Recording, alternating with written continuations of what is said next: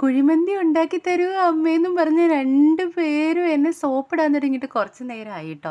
ഇവിടെ എന്താണ് പോയിന്റെന്ന് വെച്ച് കഴിഞ്ഞാൽ, ഞാൻ ഈ സാധനം ഇതിനു മുമ്പ് കഴിച്ചിട്ടില്ല ട്ടോ. മക്കൾക്കും വാങ്ങിച്ചു കൊടുത്തിട്ടില്ല. പിന്നെ ഏറ്റവും വലിയ രസം എന്താന്ന് പറഞ്ഞു കഴിഞ്ഞാൽ, എനിക്ക് തൊട്ട് ഉണ്ടാക്കാനും അറിയില്ലെന്നേ. ഞാൻ എന്തുണ്ടാക്കിയാലും ഒരു ചിക്കൻ കറിയുടെ ടേസ്റ്റായി പോകും കേട്ടോ.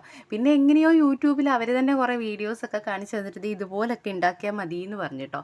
ഞാൻ പറഞ്ഞു മോനെ അതിൽ പകുതി ഐറ്റംസ് നമ്മുടെ വീട്ടിലിപ്പോൾ ഇല്ലാന്ന് കേട്ടോ. പക്ഷെ അവർക്കെന്തോ ഇന്ന് കുഴിമന്തി തന്നെ കഴിക്കണം. പിന്നെ പിള്ളേരല്ലേ, സ്റ്റഡി ലീവ് അല്ലേ, പോട്ട് കഴിക്കുവാണെങ്കിൽ ഇനി പരീക്ഷയ്ക്ക് വല്ല ഫുൾ മാർക്ക് കിട്ടിയാലോ. എവിടെ നിന്ന് നമുക്ക് എന്തായാലും ഉണ്ടാക്കി കൊടുക്കാം അല്ലേ.